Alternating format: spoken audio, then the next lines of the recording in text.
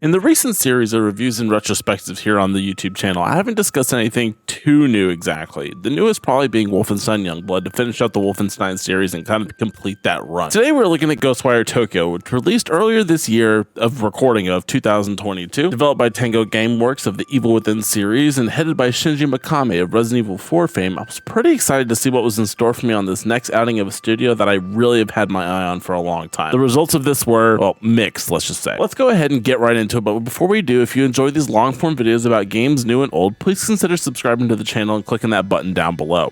And if you've played Ghostwire Tokyo, please let me know in the comments below what you thought of the game. I love seeing your guys' input and feedback, as well as also it helps a lot with the YouTube algorithm and gets these videos out to more people. So let me know what you guys think and leave that shit down below.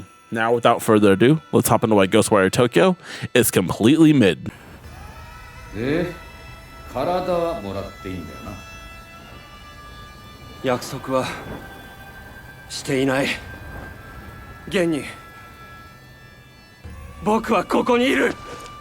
Tango Gameworks is known for making two games since becoming a studio under Bethesda, and that is The Evil Within 1 and 2. These two games were positioned as survival horror games, leaning into what Mr. Mikami is known for back in the day with Resident Evil. In many interviews, there's been talk of spreading their wings and doing something different. Ghostwire really feels like that half step, in keeping with some of the traditional horror trappings the studio is known for, while really fleshing out the open world of Shibuya and Tokyo where the game takes place at, having more of an action-adventure feel. I have to say the style of Ghostwire Tokyo is what sold me on playing this title in the first place. While not a fan of anime, I know, just don't even comment down below with this one. Or do. I do have an enjoyment for traditional Japanese trappings, and this game is filled with them to the brim. Seeing a well-realized version of different areas of Tokyo, from the parks, residential areas, shopping district, and the like, I get a ton of Yakuza vibes just from walking around the space. The Jinzo shrines, the torii gates, the hunting of yokai, and the collectibles are all steeped in traditional Japanese trappings and give a level of depth to the Tokyo that we don't really see too much in game. Not only that, but the size of the map is almost perfect, where it feels large enough for a ton of exploration, but small enough where it doesn't feel overwhelmingly large and cumbersome. I'm looking at you, Ubisoft, where you're traveling forever to reach the next marker. In open world games, there's always a risk of everything being too big for its own good, so not to have map creep in a game that doesn't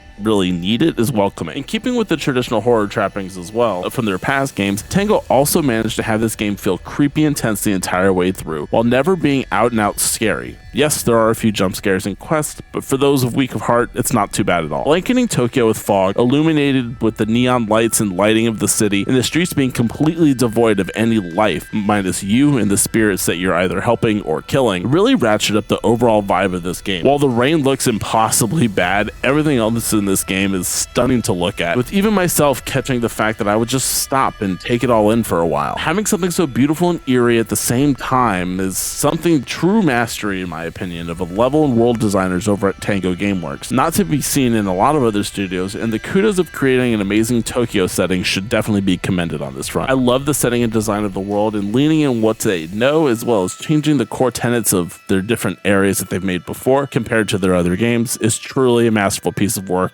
and really is top notch. Where the true creep factor comes in is in the enemy designs in Ghostwire, as it is some of the most unique and unsettling enemies I have seen in a long time. From the no-face Slender Man looking dudes with umbrellas in their many varieties, to headless school kids hunting in swarms to kill you, to a giant woman in rain hats with giant fucking scissors wanting to slice you up like ribbon. The designs, both mechanically as well as visually, are really good, and capturing the true creep value of these enemies is interesting to look at the codex. Yes, I looked at codex entries in this game to see the background of these enemies and seeing that not only are they fairly tragic in their own right, but they serve as a commentary on certain aspects of Japanese culture as a whole, or on urban legends and Japanese folklore. The rainwalkers, or faceless amalgamations with umbrellas, are based off businessmen and women under vast amounts of pressure from their job, only to become a faceless cog in the machine and fall into depression and despair. The enemy knows the paper dolls, or the women who shoot giant balls of fire at you, used to be women working in the service industry, and having lived under the facade of happiness for work for so long, have had their faces truly disfigured, losing themselves in the monotony of their day-to-day work life. These visions are both deadly and tragic, as well as creepy as hell. I love the enemy design of Tango creates, and this game is no different. Even the bosses are awesome to look at, and my favorite being the second main one, which takes the form of a giant demonic-like cat. This boss not only gives the creeps McGeeps to the nth degree, but it's a cool gimmick fight using stealth to rip off the tails of the beast to take her down. I love the enemy design in Ghostwire Tokyo, and I truly wish that other studios would really look at what they've done here, as well as in their past games, and really kind of take some inspiration from it. Creating enemies that are truly unique and fun to fight at the same time make every engagement a bit more interesting and awesome just to visually look at. On this point too, Tango is a masterclass of what they do, and definitely should be looked at by other games. And in this video, I want to give them their roses for that for sure. 最後の晴れ舞台に上がってもらってなんだと。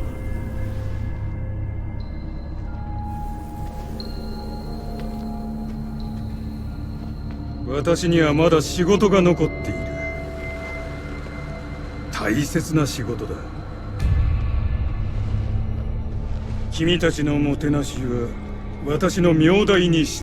We've come to the part of the video where I have to start going a bit negative here, so let's strap it.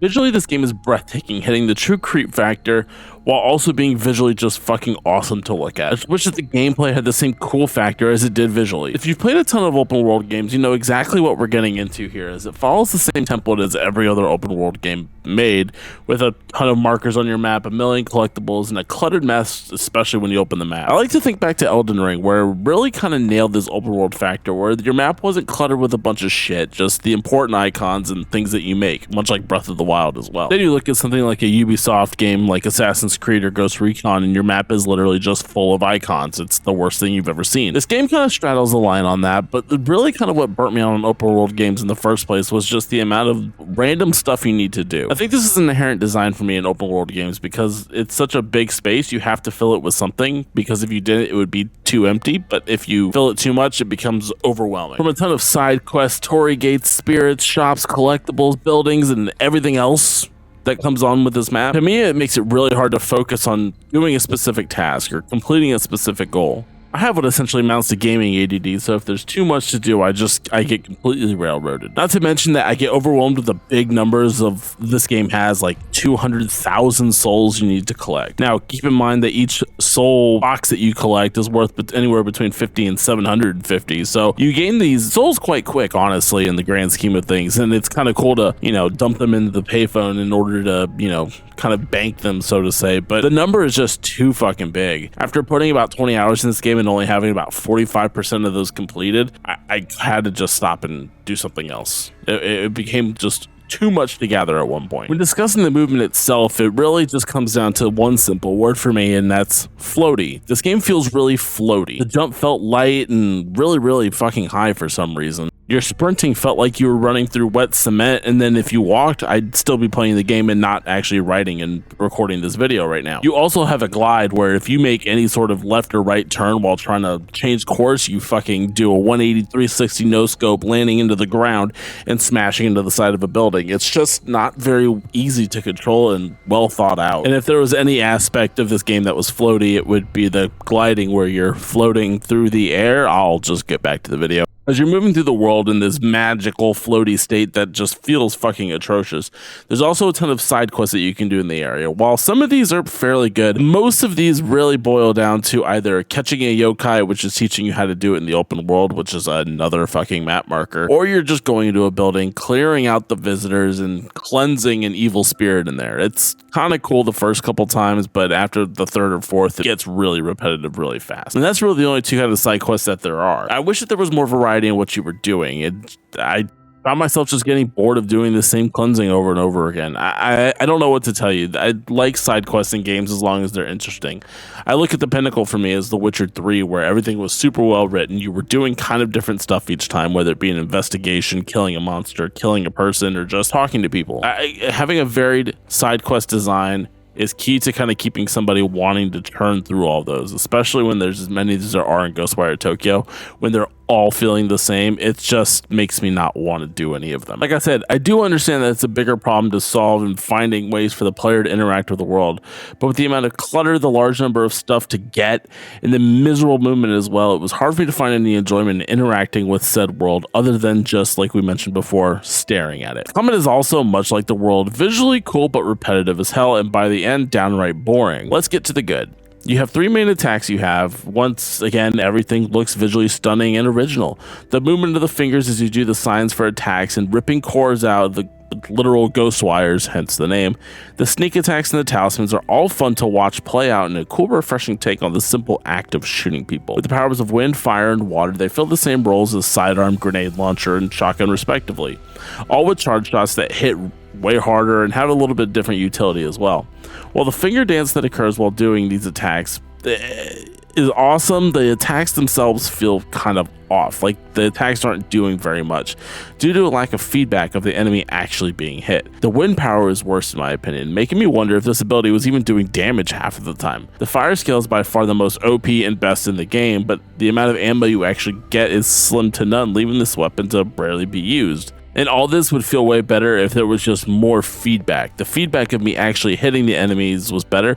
This combat would be way better due to that you actually knowing that your shots were doing damage to something. The talismans are cool as well, like I mentioned before, but I hardly use them due to the high cost of each one of them compared to other items in the game. Not to mention that a bulk of these were used for stealth, like creating a bush or distracting an enemy, both of which was not well utilized, and sneaking past one, there was 2 other enemies nearby just to spot you. You have a bow and arrow as well, but I completely forgot this existed unless I was forced to use it, which basically showed how effective it was in the long haul, mainly due to having no ammo for this thing ever. With the amount of encounters that you will have exploring the game itself, the combat ended up being pretty one-note and boring after a while. The variety is the spice of life, and the combat of Ghostwire just doesn't deliver on this front. 体をよこせ。妹は助けてやる。あんたを信じろってのか。無理にとは言わん。 When it comes to the story being told in Ghostwire Tokyo, while having some cool moments, it feels a lot like how we've been speaking about the game so far. Visually, awesome, but under the surface, substance-wise, pretty shallow. But let's go ahead and get into it. As a disclaimer, I did play this whole game with Japanese VO with subtitles. The weebs will rejoice. Hence all the words at the bottom of the screen being, obviously subtitled. We begin with a crash in the main intersection of Shibuya, witnessing a spirit searching for a dead body to possess. While trying a couple of live ones and failing, the spirit flows into a body of our main character, Akito, the guy on the motorcycle. Akito wakes up and able to control his body minus his right hand and having some black smoke hanging around his right eye, now possessed by the spirit from before. As Akito and the spirit argue about what is happening, a fog begins to roll through the Shibuya square, turning all people living and not into spirits, leaving only their clothing behind. In the square itself and all about Shibuya, the TVs are taken over by a man in a pretty fucking dope mask. So cool it was all over the box art for this game. He summons the visitors to come and capture the now bluified spirits in giant cubes and yoink them away. The spirit tells you to go after the man in the mask, but Akito has a different plan, wanting to go see if his sister is still in the hospital and still alive. Being tracked in a coma like this, she leaves one pretty defenseless. To keep the spirit and Akito safe, you are granted with the spirit powers, harnessing the elements we spoke about earlier to combat the visitors, using a series of hand signs to call wind, fire, and water to aid and kill the visitors. Making your way to the hospital, you find Hanya, the guy with the mask, is there as well, wanting Akito's sister Mari for some ritual due to her being in said coma. Hanya's goons chain Akito up and stab him in the chest as he watches his sister get taken away by the evil villain guy. On the brink of death, Akito asks for the spirit's help in basically saving his sister, while the spirit wants Akito's help to stop Hanya and his goons. The two agree to help each other, and finally he tells you to call him KK. A dumb name for sure, but what the fuck ever. It is here that I want to take a minute to look at the characters of Akito and KK. I personally grew to like these two a lot. Having the dynamic of these two where Akito needs KK to have his powers and be alive to save his sister, while KK needs Akito to remain in this world and be a vessel to stop Hanya, in the beginning leads to a tenuous relationship where both aren't very happy with the scenario they are in, but still need each other. As you move through the world, KK teaches you about different aspects found in the spirit world, teaching you how to catch yokai, cleanse torii gates, use banshees to grapple up on tall ceilings, and cleanse evil spirits located throughout Shibuya. As you make your way through the story, there are moments where Akito and KK are separated. After the first one of the events, being alone as Akito in the world is so much more dangerous and daunting, and truly makes being alone for both characters actually grow to like each other a little bit more. By the end of the game, there's a true friendship there, where both of these characters have lost all their family and friends but each other. It's heartwarming, and I really did end up liking these characters by the end of the game. The only issue that I had was the fact that I was playing in Japanese and everything was subtitled. It's really hard to pay attention to the during game dialogue while you're too busy focusing on killing visitors to actually pick up what they're saying most of the time. So there is some aspect where I do wish I had played this in English, but I digress. I'm here to make the weebs happy, and that's what we will continue to do. But enough of that, on with the story. The pair moved to KK's old hideout to gather information on Hanya and what's going on from KK's old investigation team. It turns out that KK and friends were hunting Hanya before to thwart his plan, but obviously failed. The two head off to the high ground of Higiri Observation Tower, only to spot one of the cronies of Hanya heading down into the Shibuya station. Following the trail, the two locate an underground shrine where Hanya and friends are preparing for a ritual of sorts. KK informs you they are working to harvest a vast number of souls to shatter the barrier between the real world and the spirit world, so Hanya can be with his wife and daughter again. How he knows this is unclear, but whatever. After a pretty cool boss fight, KK is sealed away, leaving Akito alone, as we mentioned before. Heading back to the safe house, we meet KK's old partner Rinko, who's also a spirit as well, telling us that even though they're separated, Akito and KK are still bonded together, and he should follow the trail to locate and free KK. This seems like a tenuous way of guiding you back to your friend, but I digress. Doing so, and the two reuniting, a pillar of light appears in the distance, a sign that the ritual is being continued. Rushing to said pillar of light, they find the two allies of Hanya there, and after dispatching the one that turns into the giant cat monster, as we talked about before, the ritual is now actually complete, and a giant thing fucking comes out of it and starts walking into the evil fog. Hanya and Mari in tow. As we witnessed at the very beginning, this fog is basically toxic and will kill anybody who goes into it, so naturally we need to find a way to get through it. Well, it just so happens that Rinka, KK's partner, has a motorcycle that can go through toxic fog and not be affected by the toxic fog. Convenient. Completing and gathering the other parts for the bike because we have to stretch out the game's padding a little bit longer, we hop on this motorcycle and drive through the fog, creating fog shields as we go. Reaching Tokyo Tower where the pillar of light's coming from, we head upstairs after defeating one of the Hanya's other goons, which turns into a giant centipede monster, and that's also a pretty cool fight as well. We head up to the top of the tower to confront Hanya and save Mari. Unfortunately, they end in the process of jumping into the giant spirit giant's mouth again, and after having some conflictions about whether he should actually be following if Mari wants to actually, cause the barrier's destruction, KK and Akito have a pretty soft moment where he basically tells him to get his ass up. They're friends now, and they're here to see this finish out together. Gathering the gumption to go and continue on, Akito and KK jump into the spirit's mouth as well to follow Hanya and Mari and save his sister. However, instead of running into Hanya and Mari, we actually go into Akito and Mari's memories, showing Akito's backstory and why he's so reserved and more or less self-centered. After witnessing the death of both of his parents and closing himself off emotionally from both his sister and the rest of the world, Mari also slips into a